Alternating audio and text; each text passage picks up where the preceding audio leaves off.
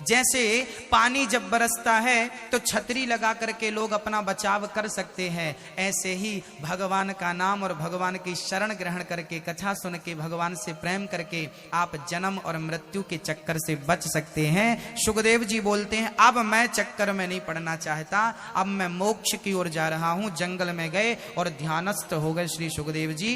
पिताजी ने रोका, नहीं रुके।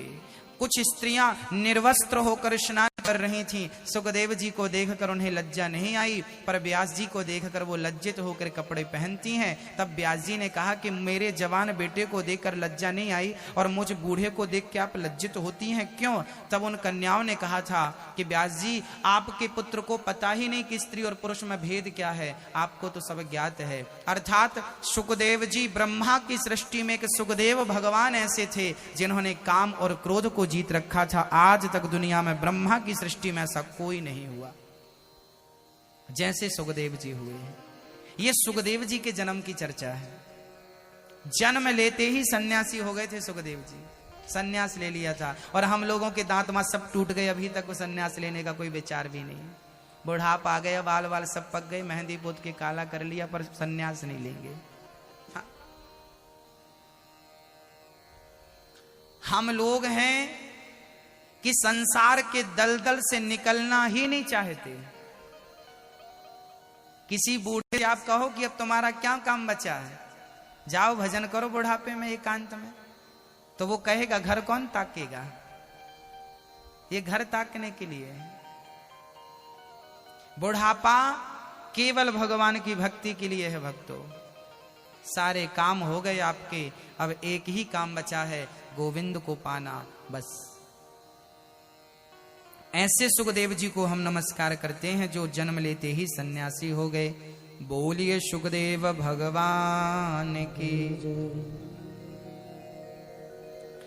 आइए चलते हैं नैमिषारण्य। 88,000 संत विराजमान थे। उन्हीं संतों के बीच में सूत जी का आगमन हुआ। सूत जी को आते देखते ही सारे सौनकादि ऋषि खड़े होकर उनका वंदन करने लगे।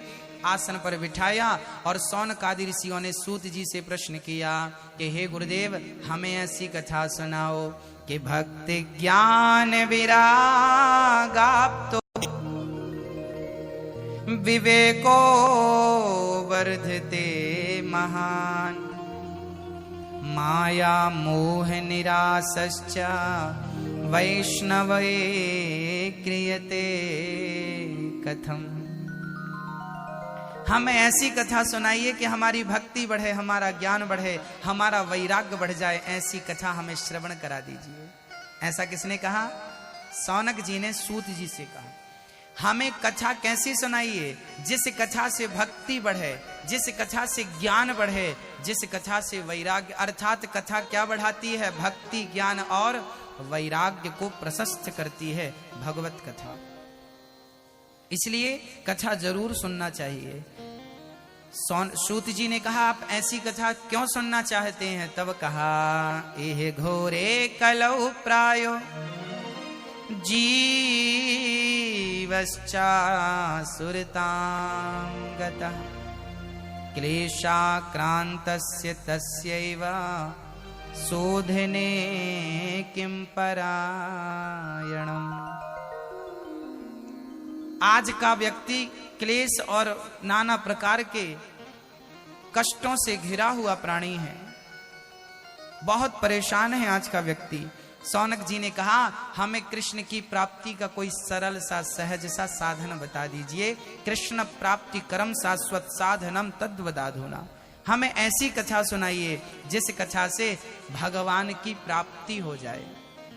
सूत जी ने कहा, आपने बड़ा ही उत्तम प्रश्न किया है।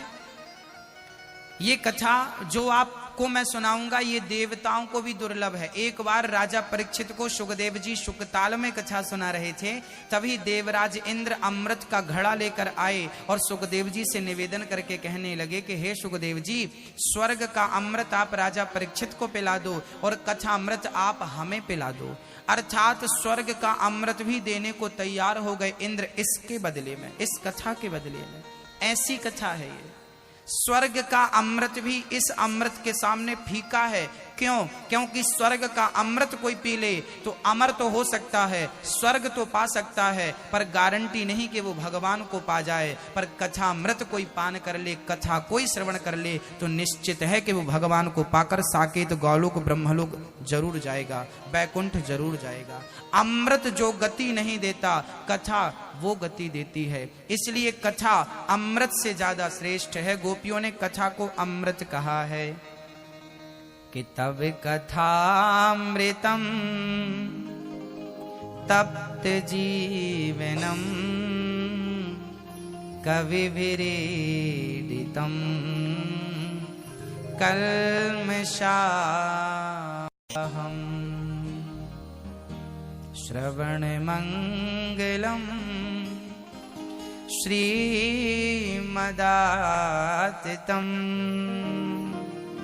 भुवि गृह्णन्ति ते भूरिदा जनः।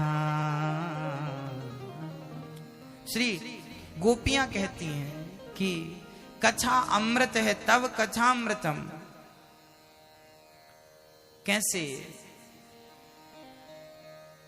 कैसे दे देते सुखदेव जी अमृत के बदले कथा? सुखदेव जी ने कहा, क्वा कथा लोके, क्वा स्वधा क्व कथा लोके, क्व काचः क्व मणिर्महान् ब्रह्मरातो विचार्यैवं तदा देवांजहास्यः।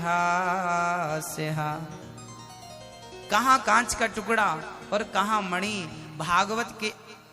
भागवत को मणि की उपाधि मिली और स्वर्ग के अमृत को कांच का टुकड़ा कहकर सुखदेव जी ने हंसी उड़ा दी।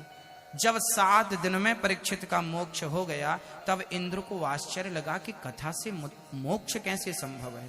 इंद्र को अभी तक ये लगता था कि जो अमृत पीता है उसी का मोक्ष होता, पर आज उन्हें पता चल गया। स्वर्ग में तराजू बांधी, एक पलड़े पर भागवत को रखा, दूसरे पलड़े पर स्वर्ग के तमाम सुखों को रखा और तौल कर देखा तो भागवत का पलड़ा भारी था, स्वर्ग के सुखों का पलड़ा हवा में झूलने लगा, जिस पर सोना चांदी यहाँ तक कि कल्प वृक्ष अमृत इंद्र खुद खड़े हो गए, पर भागवत का पार ना पा सके। तब इंद्र ने भागवत जी को प्रणाम किया, तब भागवत से भगवान प्रकट हो गए। इंद्र, ये भागवत मुझसे अलग नहीं है, कृष्ण ही भागवत है और भागवत ही कृष्ण है, दोनों पर्याय हैं एक दूसरे के, है ना।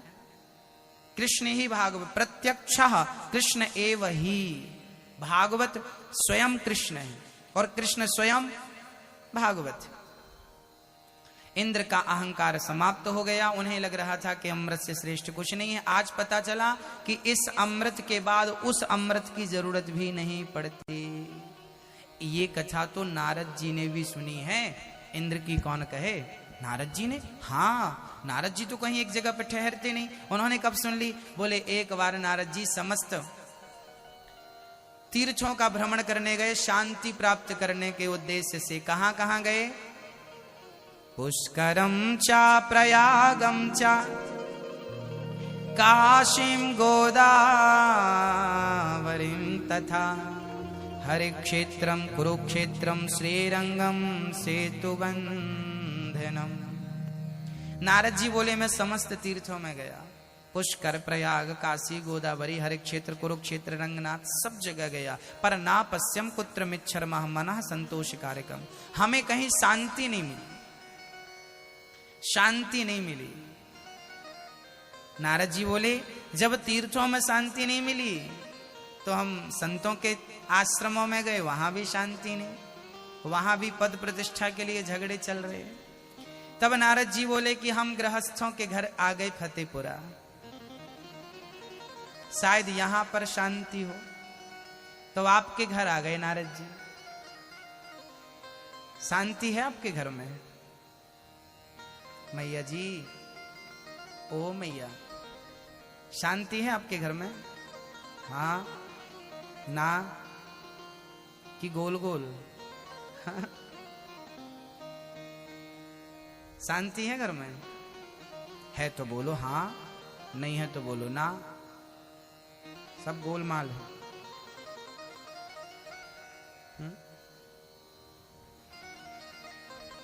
शांति। आजकल गृहस्थों के घर में भी शांति नहीं है, झगड़े चल रहे हैं। क्या चल रहा है? तरुणी प्रभुता गे, श्याल को बुद्धिदायकः, कन्या विक्रीणे लोभा, दंपत्तीनां च कलकनम। आजकल घर पे नई नई बहुओं की चल रही है, सासू माँ की कोई पूछ नहीं।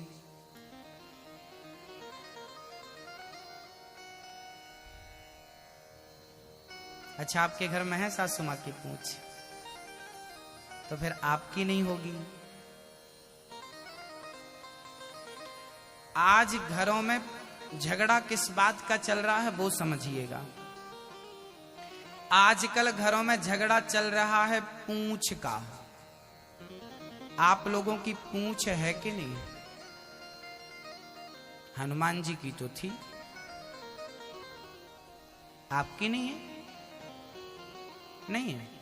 अच्छा, आप कितने भोले हैं, कह रहे हैं हमारी पूंछ नहीं है, और झगड़ा भी इसी पूंछ का करते हो। गुरुजी, हमारी तो बहू ने हमें पूछा ही नहीं, हमारी सास ने तो हमें पूछा ही नहीं, फलाने के घर गए थे, लौंग सुपारी तक को नहीं पूछा, एक गिलास पानी तक को नहीं पूछा। एक बूढ़े आदमी बाहर बैठे थे, लोगों ने कहा क्यों परेशान दिख रहे हो? बोले बच्चों ने आजकल पूछना छोड़ दिया, पूछते ही नहीं। पूछ, झगड़ा किसका है? पूछ का। हमें पूछा नहीं। आप कह रहे हैं हमारी पूछ नहीं है, हमें तो लग रहा है कि हनुमान जी से बड़ी पूछ है आप लोगों की। एक सज्जन बोले हमारी तो अहमदाबाद तक पूछ है, कहीं भी पूछ लो। हमने कहा लो, हनुमान जी की इतनी थी कि अहमदाबाद तक जा रही है। एक सज्जन तो गजब बोले हमारी दिल्ली तक पूछ है, वहां भी पूछ लो। इसलिए हनुमान जी ने अपनी पूंछ में आग लगवा दी थी। हनुमान जी लंका गए ना, तो हनुमान जी की पूंछ में आग लगवाई थी ना। तेल बोर बट बांध पुनि पावक देहु लगाए, उलट पलट लंका सब जारी, कूंदी परा पुनि सिंधु मझारी। पूंछ बुझाई खोई श्रम, धरी लघु रूप बहोरी, जनक सुता के आगे ठाण भयं कर जोरी। हनुमान जी लंका गए तो पूंछ पे आग लगवा ली, और सच्चाई देखिए कि लंका जल गई पर हनुमान जी की पूंछ का एक भी बाल नहीं जला। लंका तो जल गई उस पूंछ से, पर हनुमान जी की पूंछ का बाल नहीं जला। क्यों नहीं जला? तब हनुमान जी से किसी ने कहा कि प्रभु आपने पूंछ में आग क्यों लगवाई? तब हनुमान जी ने कहा कि मैं सीता माता का पता लगा के यदि राम जी के पास जाता तो मुझे अहंकार आ सकता था कि मैंने सीता का पता लगाया है और किसी ने नहीं लगाया। मुझे अहंकार आ सकता था, मेरी पूंछ बढ़ सकती थी, हनुमान जी की पूंछ होने लगती। इसलिए हनुमान जी ने कहा मैंने अपनी पूंछ में आग लगा ली और मेरी अपनी कोई पूंछ नहीं है, राम की पूंछ ही मेरी पूंछ है। राम आगे मैं पीछे। हम आप लोगों से भी निवेदन करेंगे कि आप लोग भी अपने ये अहंकार की पूंछ में आग लगा दीजिए। राम को आगे बिठा लीजिए, अपने आप को पीछे कर लीजिए। जैसे अर्जुन ने कृष्ण को आगे बिठाया था, अपने आप को पीछे। कई बार आप लोग ना इस बात पे झगड़ा करते हैं कि लो हमें नहीं पूछा, हमें नहीं पूछा। हाँ? अच्छा, कई लोगों को ऐसा भी गलतफहमी लगती है, उनको गलतफहमी पाल लेते हैं कि हमें पूछे बिना तो उनका काम होगा ही नहीं। कई लोग इस गलतफहमी में भी जिंदा हैं। भूल जाते हैं लोग कि किसी के बिना किसी का काम रुका है। हाँ भक्तों, सब कुछ करना, अहंकार ना करना। अच्छा ये बात बताओ, क्या सोने में आग लगती है? आप गोल्ड आपके घर पे तो होगा, आप आज ही या कल ही आग लगाना अपने सोने में, नहीं लगेगी। लेकिन लंका सोने की थी तो आग लग गई, आपको आश्चर्य नहीं लगता कि सोने में आग ही नहीं लगती? तो लंका सोने की थी तो आग कैसे लग गई? हाँ, कारण है कि रावण की लंका में आग नहीं लगी, क्योंकि सोने में आग लगती ही नहीं। तो आग कहां लगी? बोले रावण के अहंकार में आग लगाई है हनुमान जी, अहंकार में आग लगा दिया। जो अहंकार था वो जल के भस्म हो गया, और हनुमान जी ही आग लगाए। ज्वालामुखी फटती है ना तो पत्थर भी पिघलता है, वो टेम्परेचर होता है जब सोना भी पानी बन जाता है, होता ना। तो उतना हाई टेम्परेचर दिया हनुमान जी ने कि लंका का सोना भी पिघल गया था। आप वो डीपली बात समझ नहीं पाएंगे, इतना समझिए कि अहंकार में आग लग गई, अहंकार को भस्म कर दिया। अहंकार रावण का नहीं चला, आपका चलेगा, हमारा चलेगा। इसलिए अहंकार मत करना, आप भी अपनी पूंछ में आग लगा लो। मेरी अपनी कोई पूंछ ना हो, राम की पूंछ ही मेरी पूंछ हो। अरे हमें कौन जानता था तेरी बंदगी से पहले? बताइए, हमारी अपनी कोई पूंछ है क्या? यदि हम कृष्ण की कथा सुनाते हैं तो आप हमें जानते हैं।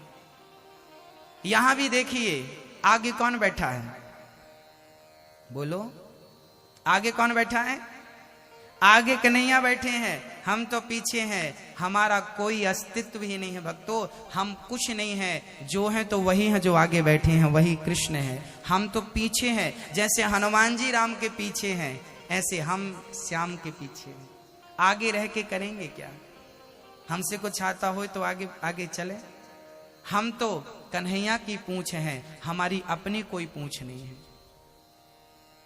आप लोग भी इस पूंछ को, पूंछ नाम की बीमारी का जल्दी से इलाज करो।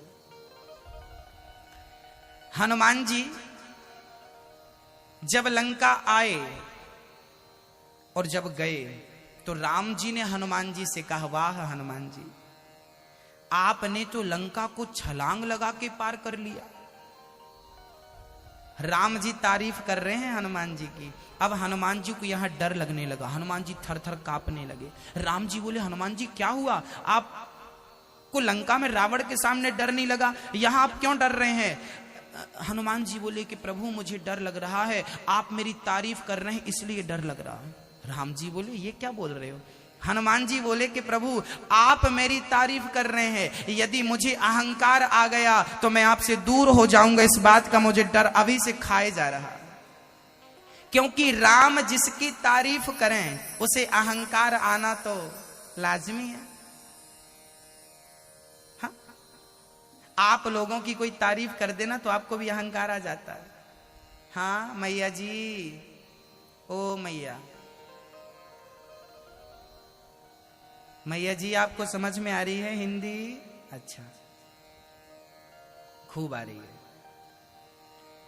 हनुमान जी थर थर कांपने लगे।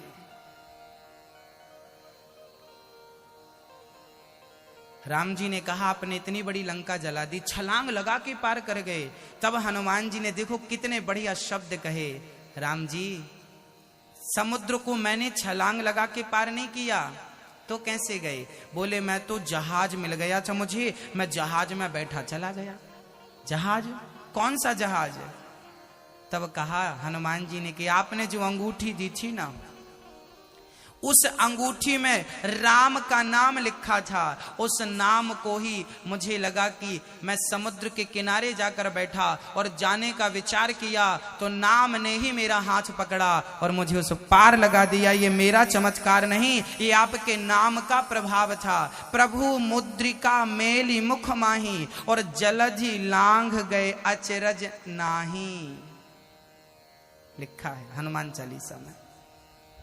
क्या लिखा है कि प्रभु मुद्रिका मेली मुख माही, जलधि लांघ गए अचरज नाही। प्रभु मुद्रिका मेली मुख माही, जलधि लांघ गए अचरज नाही। ये अचरज, ये आश्चर्य का विषय नहीं है, क्योंकि वो नाम का प्रभाव था। अच्छा कोई बात नहीं, राम जी ने कहा कि तुम चले गए हमारी जहाज में बैठ के, पर आए तो अपने से थे ना? नहीं, हनुमान जी बोले आया भी अपने से नहीं था, आपके जहाज में गया था और सीता मैया के जहाज में आया था। बोले सीता जी? हाँ। बोले यहाँ जाते समय आपने अंगूठी दे दी और वहां से आते समय सीता मैया ने चूड़ामणि उतार तब दयाऊं, हरस समेत पवन सुत लयाऊं। चूड़ामणि वहां से मिल गई हमें, तो सीता माता के जहाज में बैठे सो आपके, इसमें हमारा कुछ थोड़ी था। और लंका में भी आग हमने अपने मन से नहीं लगाई, वो तो आपकी आज्ञा हुई तो लगा दी। हम, राम जी बोले हमने कब कहा था किसी घर में आग लगाओ? राम जी से हनुमान जी ने कहा, आपने डायरेक्ट तो नहीं कहा था पर इनडायरेक्ट कहा था। जब मैं सीता माता के पास था तो मैं अशोक के पेड़ पर चढ़ा था, उसी समय त्रिजटा सीता को सपना सुना रही थी। त्रिजटा बोली, सपने बानर लंका जारी, जातु धान सेना सब मारी।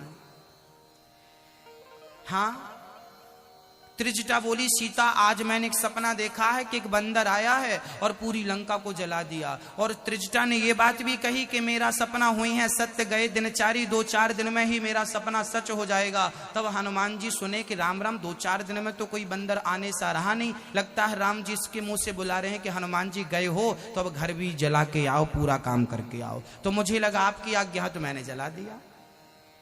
और मुझे पता कहाँ था कि माचिस कहाँ रखी है, तेल कहाँ रखा है। वो तो आपकी कृपा से माचिस भी मिल गई और पूंछ में कपड़ा पड़ा, सब माल, तेल भी उनका, कपड़ा भी उनका, आग भी उनकी। हमको लगा जिस जिस घर से, अच्छा हनुमान जी की पूंछ में कपड़ा बांधने के लिए पूरी लंका वालों ने चंदा दिया है।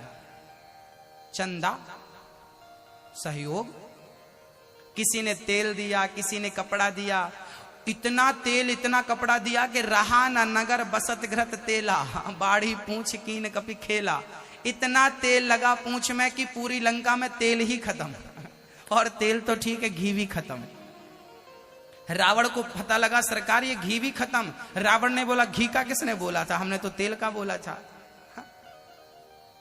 अब हनुमान जी ने देखा कि ये पूंछ में आग लग रही है, राक्षसों ने आग लगा दी। अब हनुमान जी ने देखा कि जिस जिस घर से चंदा मिला है उसी के घर में प्रसाद पहुंचाएं।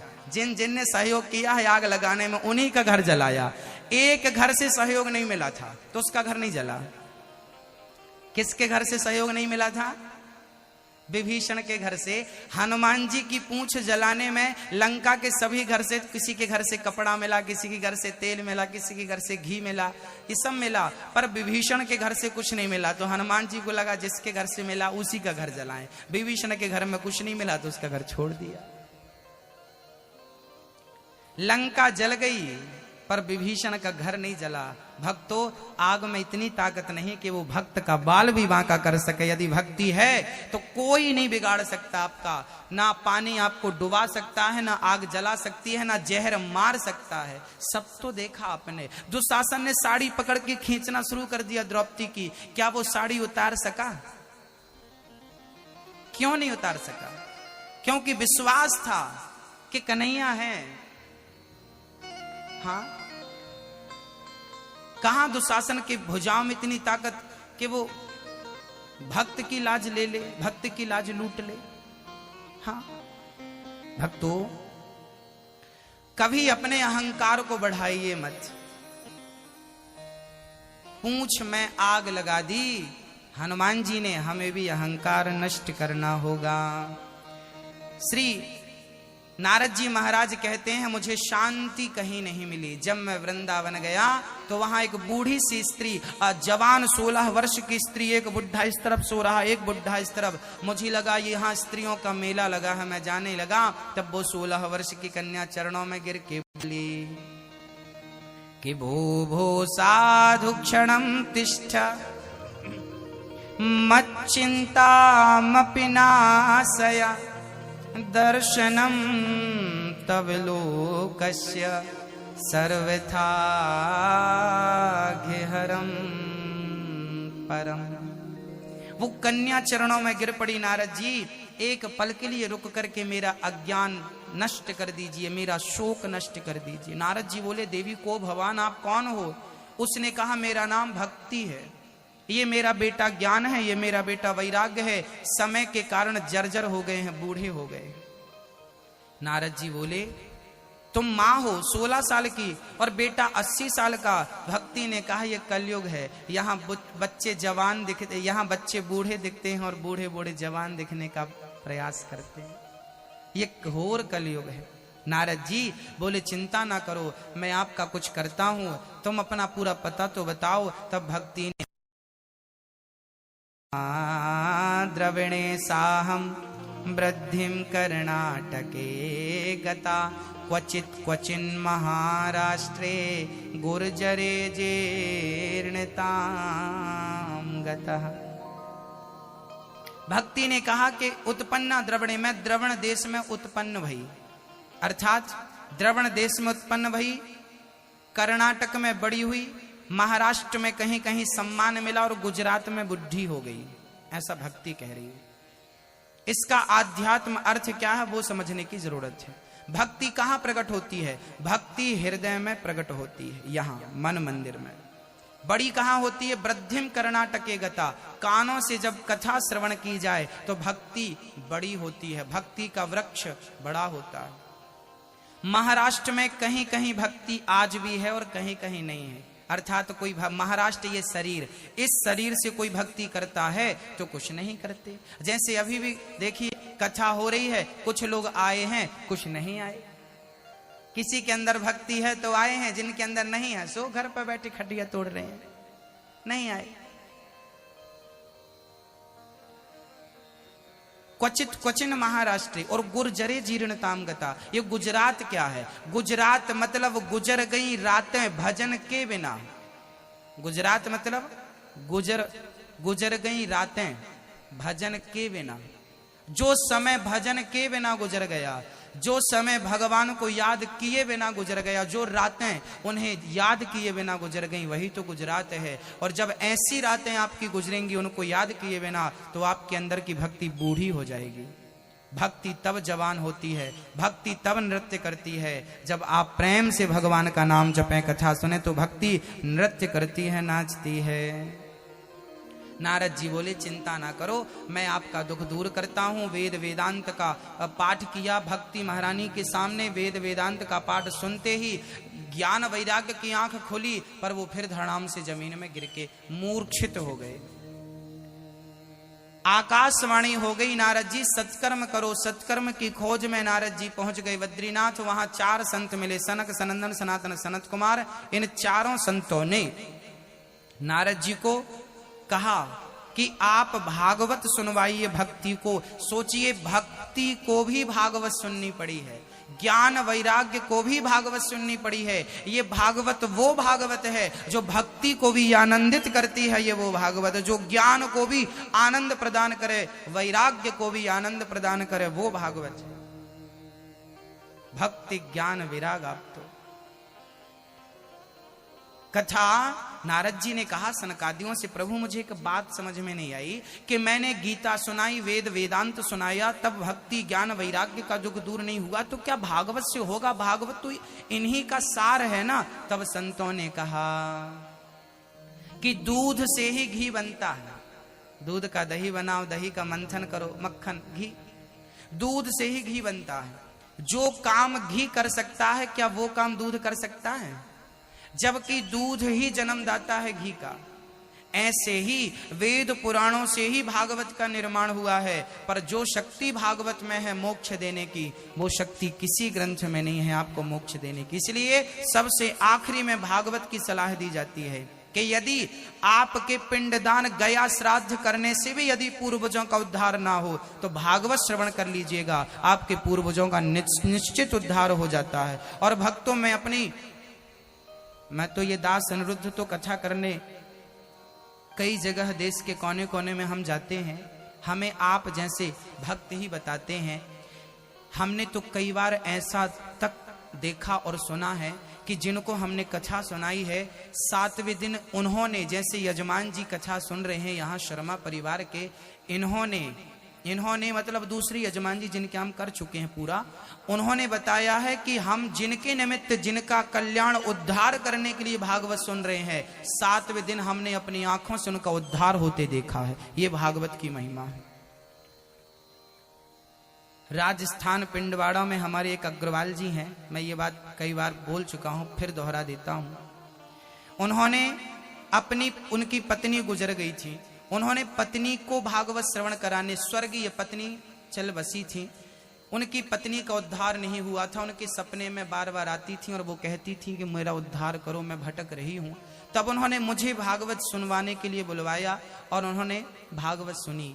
उन्होंने हमसे बताया कि 7वें दिन जब कथा पूरी हुई, भंडारे का प्रसाद हुआ, कथा पूरी हुई, तो उनकी पत्नी ने उनसे अपने पति से प्रत्यक्ष कहा, उन्होंने ये बात मंच से सबको बताई कि हमने आज अपनी पत्नी से ये सुना, पत्नी ने कहा कि अब मेरा उद्धार हो गया 7 दिन की कथा से, अब मैं सदा सदा के लिए जा रही हूं, बस आपसे आखिरी मिलने आई थी, बस ये कहकर वो चली गई।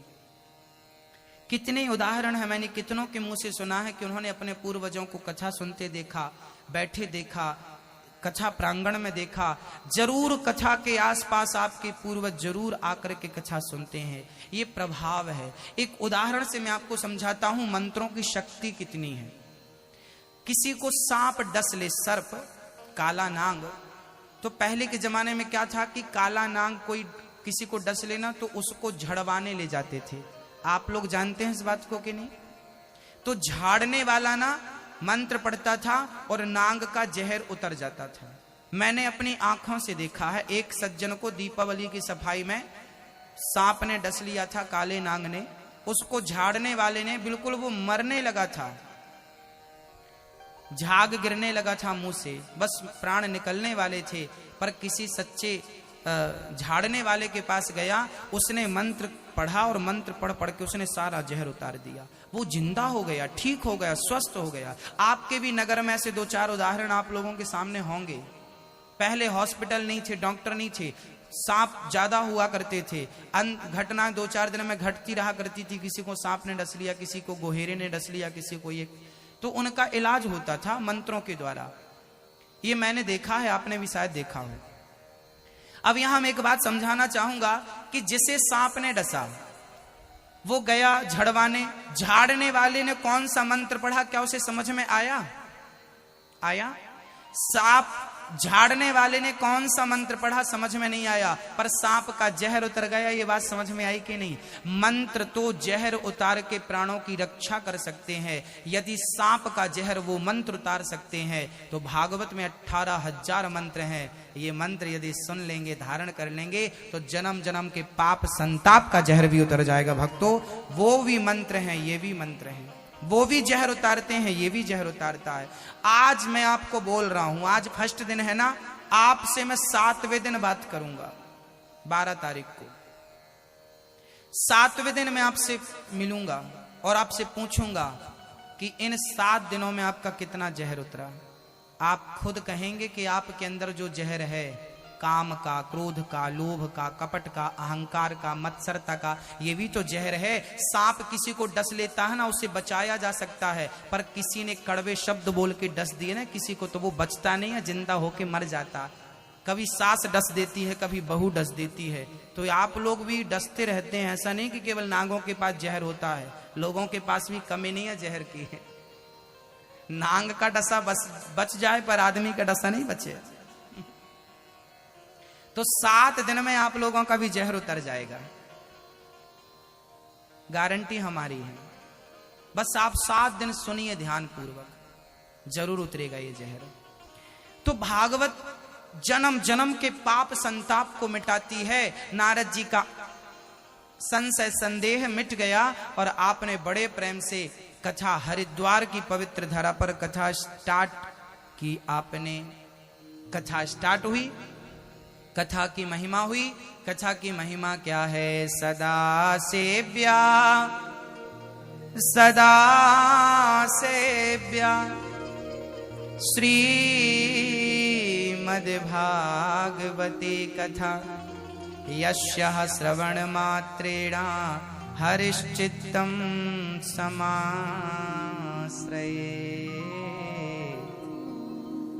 सदा सेव्या। भागवत कितनी बार सुननी चाहिए? भागवत जब शुरू हुई, नारद जी श्रोता बन के बैठे, 3 आसन खाली, भक्ति ज्ञान वैराग्य को लगाई, 4 आसन वक्ताओं की लगी, एक आसन पे श्री ब्रह्मा जी के पुत्र 4 सनकादि, सनक, सनंदन, सनातन, सनत कुमार, 4 वक्ता हैं, 3 श्रोता हैं और दूर दूर से लोग कथा में आने लगे। जो लोग नहीं आ रहे हैं उनको भी लोग सूचना देने लगे, भाई सब चलो कथा हो रही है। सब आए कथा में और कथा की महिमा सुनते भक्ति महारानी ताता थैया करके नाचने लगी कि कथा की महिमा सुनती मेरे बच्चों का दुख दूर हो गया। जो भक्ति अभी बच्चों के लिए रो रही थी, आज कथा की महिमा सुनते ही उसका दुख दूर हो गया।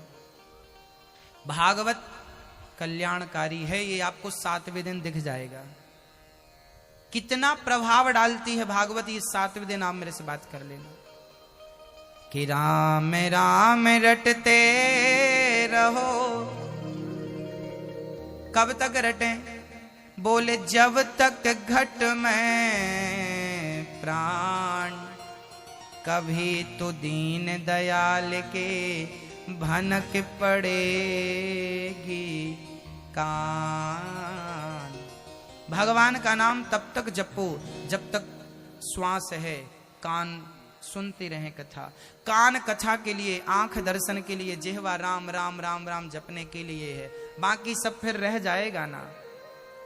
प्राण निकलने के बाद कान होंगे पर किस काम के, आंख होंगी किस काम की?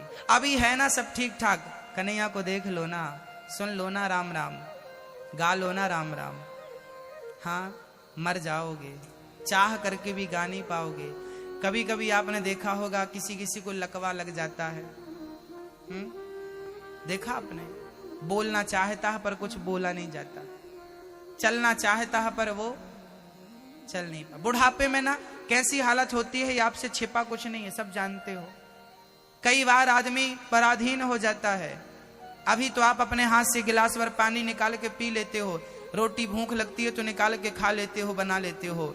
एक दिन वो भी आता है मेरी माँ, जब प्यास लगती है पर आप पानी नहीं पी सकते अपने हाथ से, दूसरों पर अधीन हो जाते हैं। भूख लगती है पर रोटी नहीं खा सकते, है ना, जब तक कोई दूसरा ना दे। इसलिए कहता हूं अभी सब बढ़िया है, सारे पुर्जे ठीक चल रहे हैं, खूब राम राम जप लो, एक दिन सब जर्जर हो जाएगा। समय का सदुपयोग कर लीजिए, बाद में पश्चाताप करना शेष रह जाएगा। हाँ, सेवा कर लीजिए, इन हाथों से किसी की सेवा, इन कानों से कथा, इन नेत्रों से गोविंद का दर्शन कर लीजिए ना।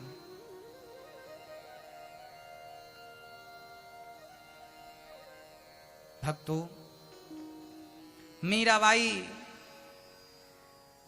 मीराबाई से किसी ने पूछा, मीरा तू कृष्ण के सिवा और किसे देखना पसंद करेगी? मीराबाई कहती है कि अब किसी महफिल में जाने की हमें फुर्सत नहीं।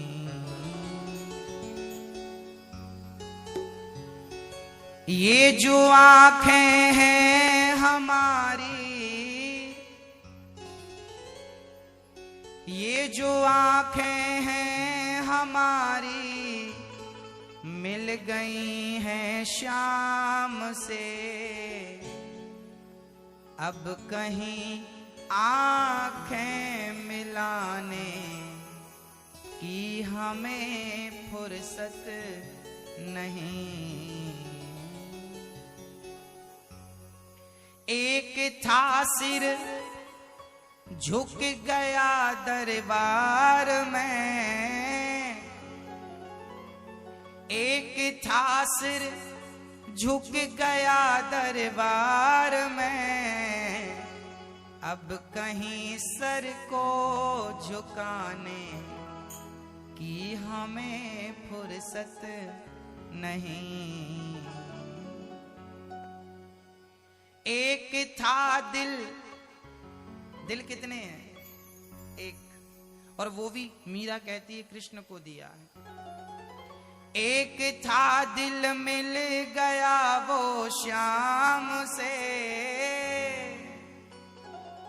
एक था दिल मिल गया वो श्याम से, अब कहीं दिल को लगाने की हमें फुर्सत नहीं। कहाँ लगाएं दिल? लग गया जहां लगना था।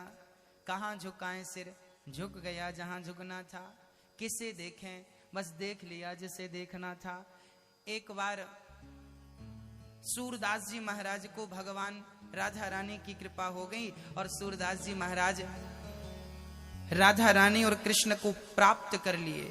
तो राधा रानी ने उनकी आंखें वापस कर दी कि तुम जन्म से अंधे हो, आज हम कृपा करते हैं, तुम्हें आंखें वापस देते हैं। राधा रानी की कृपा हुई और सूरदास जी की दोनों आंखें बढ़िया हो गई, दिखने लगा। और जब आंख खुली तो सूरदास जी ने उन आंखों से राधा रानी और श्याम सुंदर का दर्शन किया। और दर्शन करते ही आहा, दर्शन करते ही आनंदित तो हो गए। राधा जी ने कहा बोलो सूरदास तुम्हें और क्या चाहिए, जो चाहते हो मांग लो, आज मैं जरूर दूंगी। तब सूरदास जी ने कहा था कि राधा रानी अब मुझे जैसा मैं था वैसा ही बना दो, अर्थात मैं अंधा था मुझे अंधा कर दो। राधा बोली ये क्या मांग रहे हो सूरदास जी, सारी दुनिया नेत्र मांगती है और आप अंधा होना चाहते हैं, क्यों? तब सूरदास जी ने कहा था राधा रानी अब इन आंखों से मैंने आपका दर्शन कर लिया, इन आंखों से नंद नंदन श्याम सुंदर मुरली वाले का दर्शन कर लिया, अब इन आंखों से मैं किसे देखूंगा, अब मैं किसी को देखना नहीं चाहता। चाहता हूं कि बस आपके सिवा किसी को ना देखूं, ताकि आपका ही चिंतन बना रहे, आपकी छवि मेरे मन मंदिर में बसी रहे, मैं किसी को देखना नहीं चाहता। यदि मेरी सेवा भक्ति से प्रसन्न है तो मुझे अंधा कर दीजिए, जैसा था वैसा कर दीजिए। आंख है तो केवल कृष्ण को देखने के लिए, कान है केवल कथा सुनने के लिए, पांव हैं तो केवल चलकर कथा में तीर्थों में कीर्तन में जाने के लिए, हाथ हैं तो सेवा करने के लिए। मेरी मां, सेवा ही सबसे बड़ी भक्ति है। हां, जब तक है सेवा कर लो, दीन दुखियों की सेवा कर लो, बूढ़े माँ बाप की सेवा कर लो।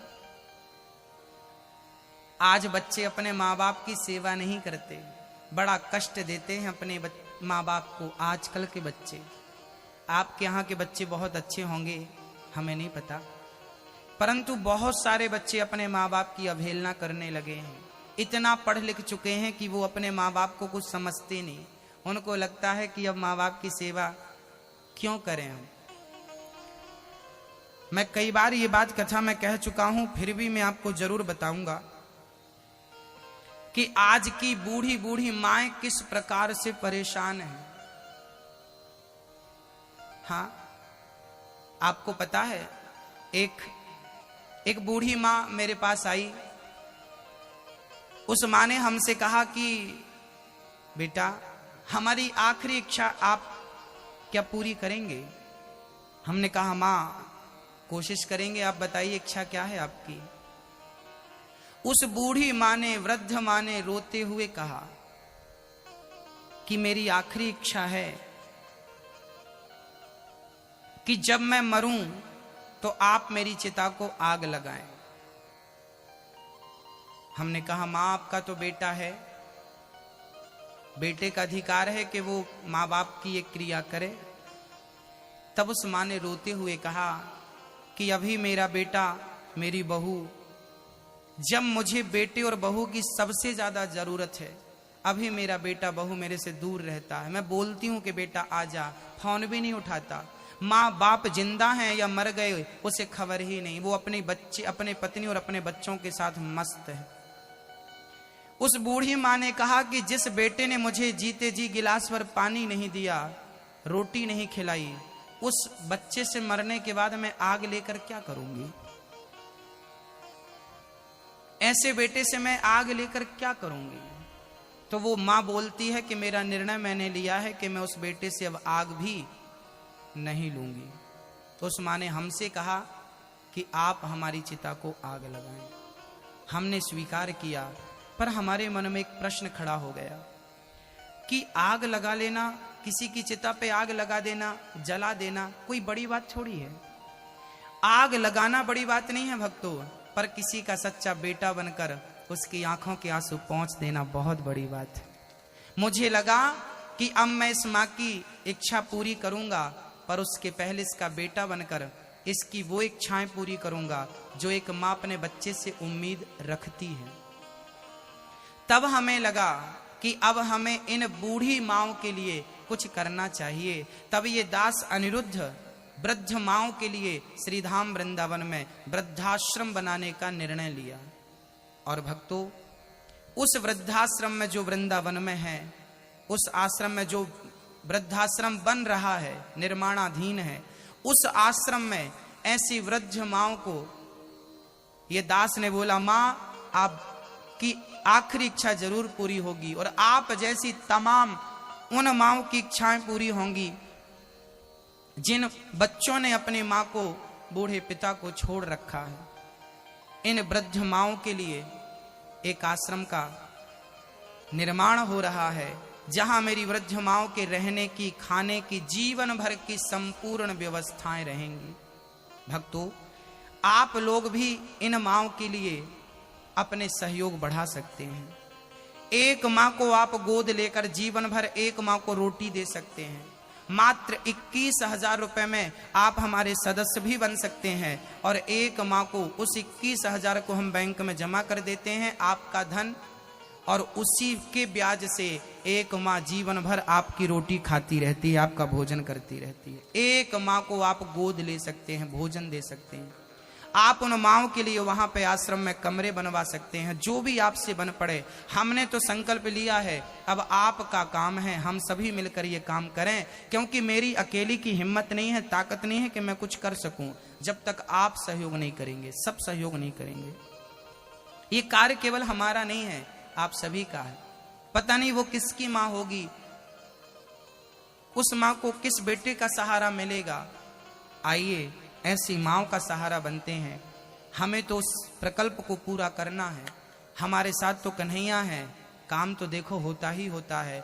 जब राम सेतु बना ना, तो एक छोटी सी गिलहरी को लगा कि बड़े बड़े बंदर भालू पत्थर डाल रहे हैं, क्यों ना मैं भी अपना सहयोग पहुंचाऊं। तो गिलहरी ने अपने शरीर को गीला किया, अपने शरीर में बालू लपेटी, रेत लपेटी और जाकर झड़ा दिया उस सेतु में। किसी ने कहा गिलहरी क्या कर रही है?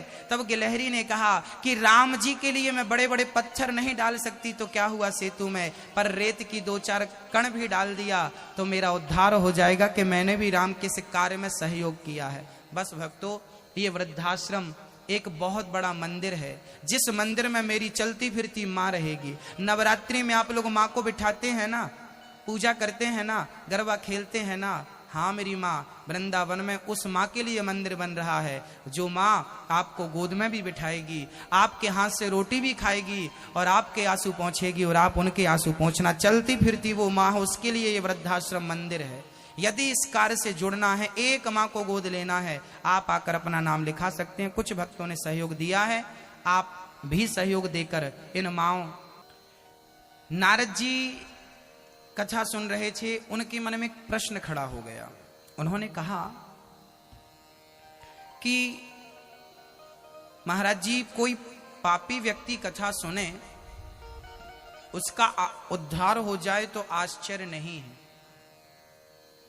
कोई पुण्यात्मा कथा सुने, उसका उद्धार हो जाए तो आश्चर्य नहीं है। परंतु जिसने जीवन भर पाप किया है, ऐसा पापी कथा सुनेगा तो क्या उसका उद्धार होगा? हाँ, क्या उसका उद्धार होगा? बोले हाँ। ये माने वह पाप कृतस्तु सर्वदा सदा दुराचार रता विमार्गे गाः क्रोधाग्निदग्धः कुटिलाश्च कामिनः सप्ताह यज्ञेन कलौ पुनन्ति ते। कितना भी बड़ा पापी क्यों ना हो, उसका उद्धार कथा से निश्चित होगा। बोले किसी का हुआ? हाँ, तुंगभद्रा नदी के किनारे एक गांव था। उस गांव में एक पंडित जी रहते थे। पंडित जी का नाम था आत्मदेव, उनकी पत्नी का नाम था धुंधली देवी। आत्मदेव जी के पास सब कुछ था, धन था, घर मकान था, पद प्रतिष्ठा थी, सब था। पर दुर्भाग्य से आत्मदेव जी के घर एक पुत्र की कमी थी, संतान नहीं थी। जीवन में बहुत कुछ होने के बाद भी कुछ कुछ कमियां तो रह ही जाती हैं, है ना। आत्मदेव जी के भी संतान ना होने की ये बड़ी कमी उन्हें खल रही थी, वो कमी उन्हें परेशान कर रही थी। अच्छा, आत्मदेव जी ने तो जैसे तैसे अपने आप को समझा लिया, परंतु समस्या कब हुई? जब पड़ोसियों ने ताने मारने शुरू कर दिए। किसी को कोई संतान नहीं होती ना तो वो तो जी लेता है या जी लेती है, पर ये दुनिया वाले जीने नहीं देते ना। किसी को बच्चा ना हो ना तो उसके घर वाले उसे डसते हैं, है ना। किसी को बेटा ना हो तो उसे ताने सुनने को मिलते हैं कि नहीं? बोलिए, मिलते हैं ना। ताने कौन देता है? घर वाले ही देते हैं, पड़ोसी लोग देते हैं। बेटा नहीं है, बेटा नहीं है, बेटा तुम्हारी बहू की तो बेटा नहीं है, बेटा नहीं। अभी आज ही हमारे पास एक फोन आया, आज एक बूढ़ी, एक माँ का फोन आया। उन्होंने हमसे कहा कि गुरुजी, हमारे घर के सामने 3 साल शादी के हो गए थे, उस लड़की को कोई संतान नहीं थी। टॉर्चर करते थे घर वाले। पति बोलता था अब तो मैं दूसरी कर लूंगा, सास बोलती थी तू मरती क्यों नहीं है, ससुर बोलता था तू तो मेरे कुल को डुबाने आई है। इतना परेशान किया, इतना परेशान किया कि वो लड़की आत्महत्या करने पे विवश हो गई। इतना टॉर्चर किया, इतना परेशान किया, और आखिरी में क्या हुआ? जब वो मरी नहीं तो मिट्टी का तेल डालकर उसे आग लगा दिया। आग क्यों लगा दिया? क्योंकि इसके कोई पुत्र नहीं था। बेटे के लिए नारियों को जिंदा जला दिया जाता है। ताने जो मिलते हैं वो तो अलग है ही, जिंदा जला दिया जाता है। ये मानसिकता कब बदलेगी? कब तरक्की करेगा हमारा भारत? ऐसी मानसिकता बनी रही तो तरक्की होगी ना। भक्तों, बेटी बेटा, मैं आपसे पूछता हूं, मैं आपसे एक प्रश्न करना चाहता हूं, बताइए आपको बेटा क्यों चाहिए? अभी मैंने बोला ना कि एक मां का बेटा है, पर वो उस बेटे से आग लेने को भी तैयार नहीं है। क्यों नहीं है? क्योंकि आजकल बेटे होते हैं, जब माँ बाप को बेटों की जरूरत पड़ती है तभी वो बच्चे माँ बाप को छोड़ के चले जाते हैं। क्या ऐसे बेटे आपको चाहिए? ऐसी संतान चाहिए आपको? और बेटा क्यों चाहिए भाई? विधाता ने दे दिया तो रख लो, नहीं दिया तो खुश रहो ना। क्यों परेशान होते हो? एक स्त्री बोली, गुरुजी हमारे बेटा नहीं होगा तो हमारे कुल का नाम कौन रोशन करेगा? एक आदमी बोला कि हमें बेटा नहीं है तो हमारा नाम कौन रोशन करेगा? हमने कहा तुम भी तो किसी बाप के बेटे हो, है ना। तुम्हारे पिता ने भी तो तुमसे उम्मीद लगाई थी कि मेरा बेटा नाम रोशन करेगा। क्या तुमने अपने पिता का नाम रोशन किया? नहीं किया। जब आपने अपने पिता का नाम रोशन नहीं किया तो अपने बेटे से उम्मीद क्यों लगाए बैठे हो कि वो नाम रोशन करेगा? अरे कोई किसी का क्या नाम रोशन करेगा? आप खुद ऐसा कर जाओ ना कि आपसे दुनिया आपको याद करे। स्वामी विवेकानंद जी का नाम क्या उनके बेटे से है? बताइए, क्या उनके बेटे से लोग उनको जानते हैं? यदि बेटा पाने से लोग महान बनते तो बताइए, लोग कहते हैं कि जिनको बेटा नहीं होता वो अभागिन होते हैं। स्त्रियों को ये कहा जाता कि वो स्त्री अभागिन है जिसके बेटा नहीं, ऐसा लोग कहते हैं। मैं इसका सपोर्ट नहीं करता, मैं ये बात नहीं मानता। यदि बेटा ना होने से स्त्री अभागिन है तो क्या मीराबाई भी अभागिन थी? उनके भी तो कोई बेटा नहीं था।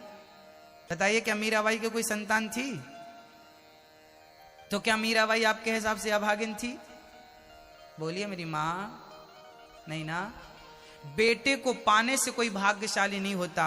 बेटे को पाना बड़ी बात नहीं है मेरी मां। जिसने गोविंद को पा लिया फिर किसी को पाने की जरूरत नहीं है। आज तक मीराबाई पूजी जाती है, हम सभी के मन दिल में रहती है, क्योंकि उसके बेटा था इसलिए नहीं, क्योंकि उसके मन मंदिर में गोविंद थे इसलिए। बेटा को प्राप्त करने से कोई महान नहीं बना, लेकिन कृष्ण को पालोगे ना तो महान जरूर बन जाओगे। और तो सब ठीक है, क्या माता यशोदा के कोई बेटा था? यदि आप कहती हो कि बेटा जिनके नहीं है वो अभागिन है, तो बताइए क्या मां यशोदा के कोई बेटा था? नहीं ना, नहीं था ना।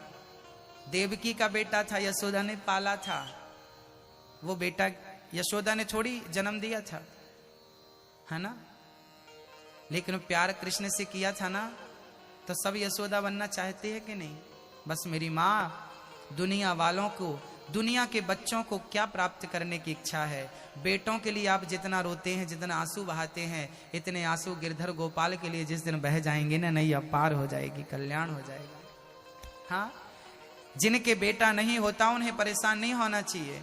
बेटा क्यों नहीं होता इसका भी मैं कारण कई बार कथा में सुना चुका हूं। ये बात मैं केवल इसलिए बोला करता हूं ताकि मेरी वो बहनें, मेरी वो माएँ दुखी ना हो जिनके बेटे नहीं है। वो रो रो के परेशान रहा करती हैं। मैं उनको धैर्य देने के लिए शास्त्रों की ये बात उनके समक्ष रखा करता हूं, ताकि उनको जीने का एक आश्रय मिले, सहारा मिले। जिनके बेटा होता है वो लोग कर्जीले होते हैं, ऋणी होते हैं। कहते हैं बेटा इसलिए होता है क्योंकि माँ बाप का ऋण उतारना होता है। जिसके सिर पे ऋण होगा उसके घर पे बेटा आता है। जिसके सिर पे कोई ऋण ही नहीं था, उऋण था, उसके घर पे कोई नहीं आता। वो तो उऋण आदमी है जिसके बेटा बेटी नहीं है, वो उऋण है। फिर भी वो रोता है कि बेटा नहीं है, क्योंकि संसार में देखता है ना कि सबके हैं, हमारे नहीं, इसलिए वो परेशान होता है। आप बेटे बालों से ज्यादा अच्छे हैं। भगवान ने आपको मृत्यु लोक में भेजा है, जाओ भजन करो। स्वामी विवेकानंद जी के भी कोई बेटा नहीं था, लोग उन्हें भी जानते हैं। मीराबाई के भी कोई बेटा नहीं था, लोग उन्हें भी जानते हैं। भक्तों, जान पहचान बच्चों से नहीं बढ़ती, अच्छे कर्म ही आपकी जान पहचान बढ़ा देते हैं। आपके अच्छे कर्म ही आपको मोक्ष दिलाएंगे। लोग कहते हैं बेटा नहीं होगा तो गया में श्राद्ध कौन करेगा, पिंडदान कौन करेगा? जिनके बेटे हैं वो कौन से कर रहे हैं? हाँ, जिनके बच्चे हैं 4-4 और 10-10, वो कौन सा गया जी जा रहे हैं पिंडदान करने? कहां कर रहे हैं? माँ बाप की प्रॉपर्टी खाए जा रहे हैं, खाए जा रहे हैं। कुछ करने के नाम से कहो तो भागते हैं। तो ऐसे 10-50 बच्चे भी करोगे तो क्या करोगे? हाँ, इसलिए जो भगवान का नाम लेकर मर जाते हैं उन्हें गया में श्राद्ध की भी जरूरत नहीं होती नाम ही उनको भवसागर से पार लगा देता है। क्या जरूरत है? आत्मदेव जी को पड़ोसी ने ताने मारे कि तुम्हारे कोई बेटा नहीं है, इसलिए तुम्हारे घर ये समस्या है, वो समस्या, बड़े ताने मारे। आत्मदेव जी घर से निकल पड़े। एक संत जी ने फल दिया, अपनी पत्नी को खिलाया, फल पत्नी ने नहीं खाया, खिला दिया अपनी गाय को। और बहन के बेटा हुआ तो धुंधली ने बेटे को पैसे देकर खरीद लिया, नाम रखा धुंधकारी। गाय को फल खिलाया था तो बच्चा हुआ, नाम रखा गौकर्ण। दोनों बड़े हुए तो गौकर्ण पंडितों ज्ञानी और धुंधकारी महाखला। गौकर्ण जी बड़े विद्वान पंडित भये और धुंधकारी बड़ा दुष्ट प्रकृति का व्यक्ति बना।